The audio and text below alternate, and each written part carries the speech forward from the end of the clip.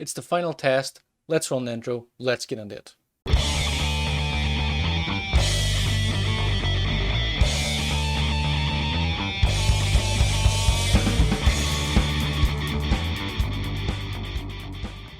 Ladies and gentlemen, welcome to episode 10. This is the last tactics test episode in this series. We're going to put one more tactic through its paces and see the results. First of all, just some housekeeping again. I know you've heard it 9 times already, but we're playing with Nice in France because they have no European football, Tottenham Hotspur in England because they have Europa Conference League football, Lazio in Italy because they have Europa League football, and Woflsburg in Germany because they have Champions League football.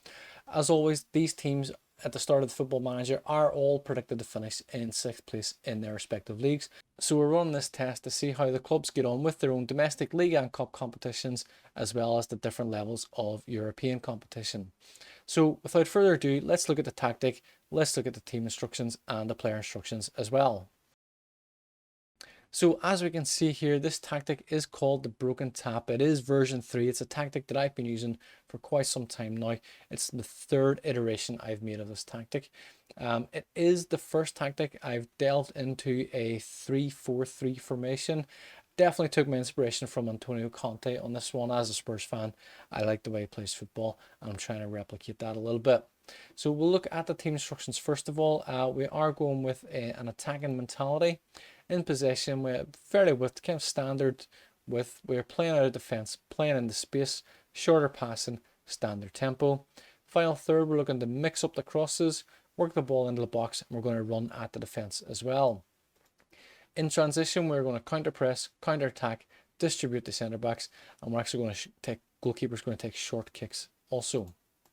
Out of possession, we're going to go with a much higher line of engagement. We're going to go with a higher line of defence. We're going to input the offside trap as well. I'm going to play with a standard width. Marking and tackling, we're going to go with use tighter marking, much more trigger pressing, and prevent short goalkeeper distribution also.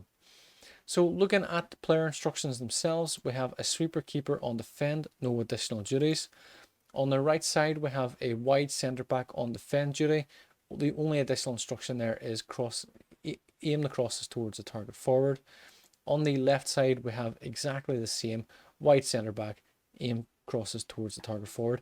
Despite the wide centre backs being on defend duty, they will still push up into these little half spaces between the defence and the midfield, and they'll provide a little bit of support in the wide areas. In centre mid, we have a ball playing defender on defend duty, no additional instructions there. Our 2 wing backs on the left and right come with matching instructions and rules, both on wing back on attack duty. Aim cross towards the far post. We want to look to the wing backs to come up, aim it across here. If none of these attacking 3 get in, we want our opposition or our counterpart wing back coming in from the other side and getting on any loose balls that come through. As we can see, those are instructions for both left and right wing backs. Centre midfield, we have a central midfielder on automatic duty. We have him set for take more risks, cross in towards the far post again, dribble more, shoot less, get further forward, roam from position, stay wider, tackle harder, mark tighter. For a deep line playmaker on support duty, we have no additional instructions. So our centre midfielder is going to kind of push up into these areas. Our deep line playmaker is just going to roam in around these midfield areas and try to start off the counter attack runs. Up front, we have a bit of a bold position with 2 false 9s, both on support duty, similar instructions, roam from position, move into channels, tackle harder, mark tighter. And up front, we have an advanced forward, take more risks, dribble more, shoot more, mark tighter, and he is in attack duty as well, the 2 false 9s in support duty. So that is it for the tactic. As always, let's go to France. Let's see how we get on first of all with Nice. So in Nice, it's gone pretty well, pretty standard for what a lot of these tactics are showing us. We have finished 2nd place in the league. Again, we have lost 9 games, maybe a little bit concerning. Some games there, definitely feel we should have won. Again, 1 goal in it a lot of the time. And looking at the league itself, we can see here Andy Delors, 3rd top goal scorer with 25 goals. We can see Mbappe and Dembele finishing joint top goal scoring 20 goals each. Andy Delors, Youssef Attal, and Todibo coming in the top 5 players of the season. Atal, Amave and Rosario coming in with in the top 5 for assists with 14, 13 and 12 respectively. Not much else to boast at on the stats here. Looking at the league, we did flirt with first position for a little bit. We jumped up to second here after week 5, I believe that is, week 6. We stayed in second place for quite a while till week 13. Week 14, we jumped up after an incredible 7-1 victory against Clermont Foot. We then stayed in first place until week 26, that is, where we lost 1-0 to Angers, fell down in the second, and we maintained second place throughout. Obviously, PSG going pretty much in the opposite direction. They were first, they dropped down the second when we went up, and then they went back up whenever we dropped down the second. So as you can see there, PSG have won the league by an incredible 13 points in all. We have managed to clear second place with 5 points to spare. So it's gone pretty well in the league. In the Coupe de France, we've got to the quarterfinals, which is pretty good. It's one more round than our average, roughly around the 11th round. We only enter the competition in the 9th round, as we know. We've lost there to Auxerre 2-1. Auxerre have gone on to beat Marseille and then lose to Monaco in the final. So in terms of competitions, it's gone pretty well, considering we're predicted to finish in 6th place. But from these tactics tests, it's been about average. It's been okay.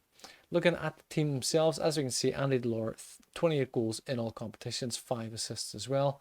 Amine Aguirre with 14 goals, Kluivert with 14 goals, and Casper Dolberg with 14 goals each as well. Mario Lemina chipping in with 11 goals also.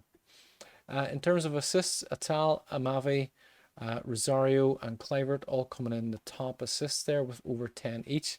And player of the season, we have Atal coming in as player of the season, Andy Delors in second. Todibo, Brahimi has only played, well, we're not even counting that, he's only made 4 sub appearances. Boari and Dolberg making up the top 5. So it's gone pretty well for Nice. Pretty standard really. We finished the second league. We've done okay in the cup. We finished in the quarterfinals. So that's it for Nice. Let's jump over to England. Let's have a look at Tottenham Hotspur. And for Spurs, it has gone extremely well. We'll look at the league in just a moment. In the Carabao Cup, not so well. We've got to the 3rd round of the Carabao Cup, which is the entry round, and we have lost here on penalties to Oxford United. Really, we should have done better. I don't know what team we lined up. It was definitely a reserve type squad there. We've lost that on penalties. A little bit disappointing. In the FA Cup, we have got to the semi-final against West Ham. We lost that on extra time. And as we can see here, West Ham have gone to the final. They've beaten Arsenal. So we would have had a North London derby in the final. Thankfully, West Ham have beat them though. So that is a pleasing result. Arsenal, of course, beating Man United in the other semi-final. In the Europa Conference League, we've gone all the way to the final. This time losing to Roma 2-1. We'll have a quick check on that. And as we can see, quite late on, they scored in the 76th minute there. Looking at the stats, Roma, in fairness, were better than us throughout. Probably a 2-1 victory doesn't really do them justice, I think it's fair to say. We've maybe performed a little bit better there. The scoreline certainly shows us to be a little bit better than what we actually have been.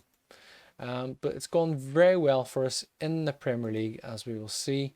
We finished in 2nd place to Liverpool. We've finished only 3 points behind Liverpool. We'll look at that in just a moment. Harry Kane there, top goal scorer in the league with 31 goals.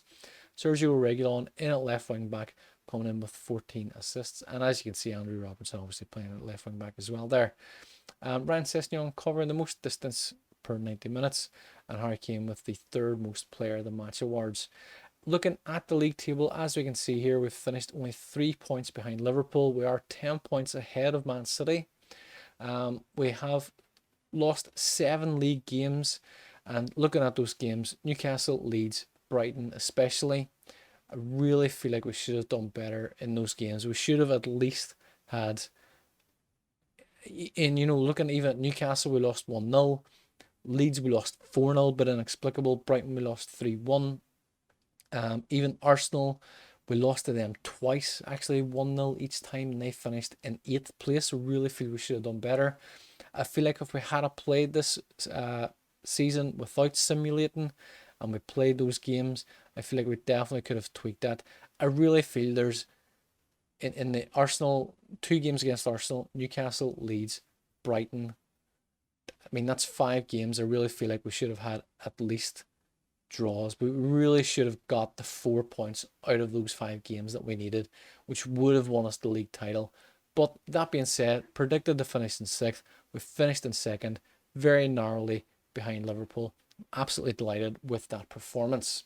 Looking at the player stats themselves, as expected, Harry Kane is top goal scorer. He's coming in there with 54 goals in 58 games, also making 13 assists. So he's got a lot of goal contributions there with 67, obviously, in 58 games.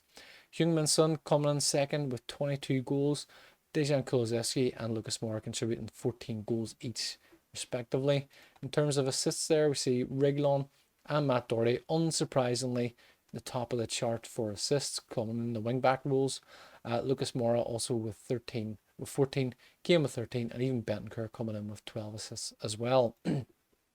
Average ratings, unsurprisingly, we have Harry Kane, Sergio Reguilon, Lucas Moura. We discount Galini because he only played 1 game, and Emerson Royale coming in the top 4, and Joe Rodon. Well, he played 15 games, don't know if that really contributes, but Romero there certainly playing a lot of games as well. So certainly in the top 5 players this season, we've got a very strong showing there, especially from the defensive positions.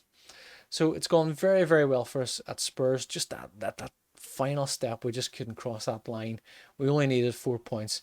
There's 5 games there that we really should have picked up points in. But we've done very, very well. We'll take nothing away from it. Absolutely delighted with how the season's gone for Spurs. Let's go over to Italy. Let's have a look at Lazio. So it's gone pretty well for us with Lazio as well. As you can see from the league table there, we finished in 3rd place. Again, predicted to finish in 6th. Finished in 3rd with 76 points. Only 5 points behind Inter Milan. We have lost 8 games. We're going to have a little look at them as well and see where we probably should have picked up some points. Have a look there. We lost to, I'm looking at Fiorentina, Torino, Udinese, maybe even Roma, Sampdoria, certainly. I really feel like those are games we should have picked up points. We would have only needed, we would have needed 9 points, goal difference depending, to win the league. Certainly 5-6 points to finish in. Well, so even 5 points would have seen us finish 2nd because we do have a better goal difference than Inter Milan there. Again, if we were playing these games instead of simulating them, I really feel like we could have made little tweaks and little substitutions and little changes here and there to get us over the line in some of those games.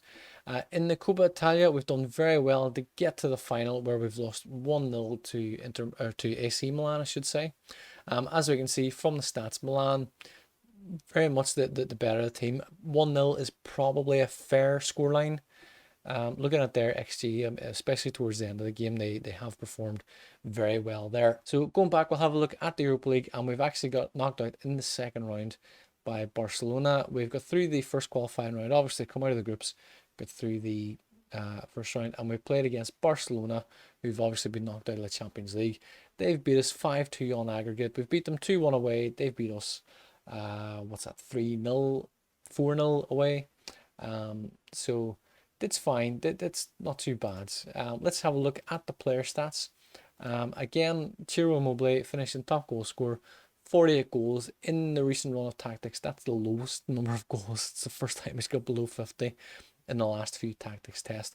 But still, he's got 48 goals in 50 games. That's an incredible achievement. We can see there Pedro coming in with 24 goals in 50 games. Luis Alberto contributing 16. Acerbi even contributing 9 goals from defence. Felipe Anderson with 7 as well. From the assists, we can see Luis Alberto with 19, Lazzari and Maricic contributing with 16 and 15 each, and Pedro contributing with 13 goals. So again, the wing backs playing a very important part in the attacking lines and getting those assists. Player of the season, Luis Alberto and Pedro, actually both coming in ahead of Ciro Immobile, which is maybe a little bit surprising, but given their contributions compared to what would be expected of them, it is very well deserved, I think it's fair to say. And Lazzari and Luis Felipe coming in the top 5 as well. So it's gone pretty well for Lazio. We finished in third, predicted to finish in sixth. We've got to the final of the Coppa Italia, and we've done okay in the Europa League. So let's jump over to Germany. Let's have a look and see how Wolfsburg have got on.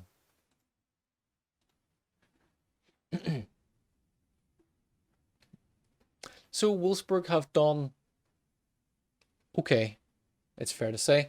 They certainly haven't set the world alight. They finished in fifth place in the Bundesliga, as we can see, finishing on 58 points. Again, 12 defeats, quite a number of one goal defeats there as well.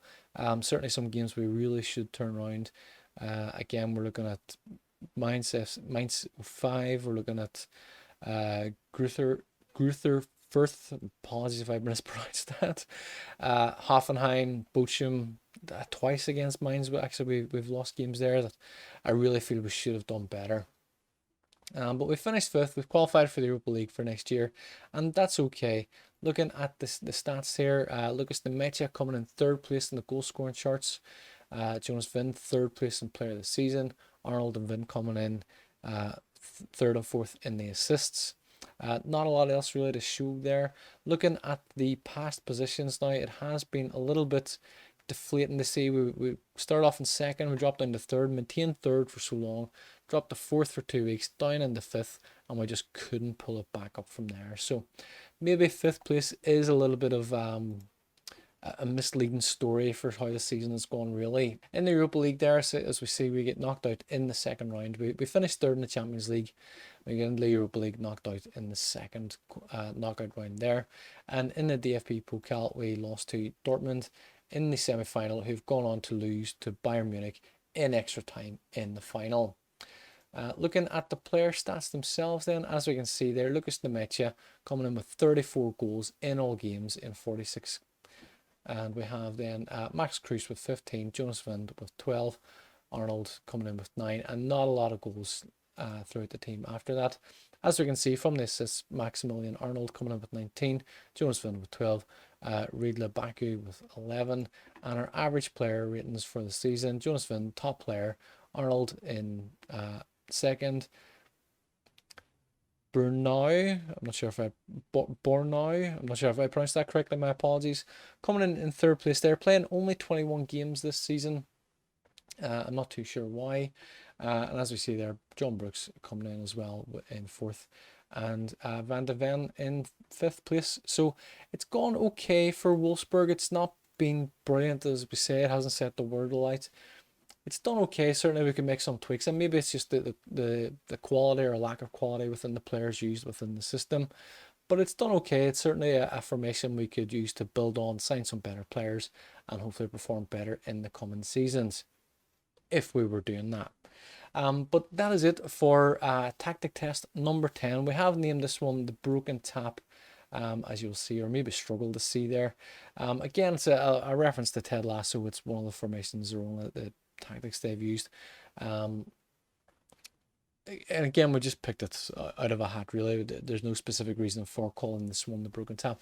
But that is it. That is Tactic 10 tested for the completion of one full season with the 4 teams. We're going to take all this information from the 10 different tests that we've done. We're going to see what little bits we can pull out, and we'll try and create an overall tactic that is hopefully going to be a lot more successful, and certainly hopefully outshine everything we've done so far. I really hope you've enjoyed this series so far. I know we've tested 10 tactics. It's a lot to get through. It's a lot to watch. Again, for number 10, you can download that in the description below. There is a link. By all means, feel free to go back and review all the other tactics that we've done and see which one is your preference. By all means, feel free to download any of them. Please do let us know how you're getting on, if you're enjoying the tactic you're using, which tactic you're using, and what success you've had with that. Also, that is it for now for this series. We may be back with a final overall tactic that we recommend. But in the meantime, thank you for watching. I really appreciate all the support you provided. We will see you in the next series, whenever that may be. We may do another tactics test series. But we will be back with more videos in the very near future. Until then, thanks again and take care. Hi guys, thanks for watching. I really hope you've enjoyed the video. If you have, please do hit that subscribe button. It helps us to bring you more videos like this in the future. In the meantime, you can watch one of these recommended videos, and we will see you in the next one. Thanks again and take care.